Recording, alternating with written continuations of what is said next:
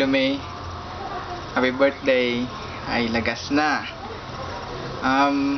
May, bago ako maghatag ng message para sa imo, gusto ko maghatag ng saka music para imo. Para sa imo ini. Pero pasensya kay diri mo pa tingog, pero try la. Sige.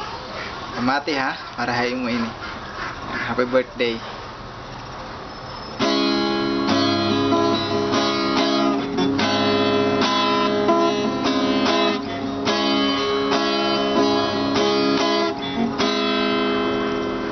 Bakit ba ako'y laging ganito?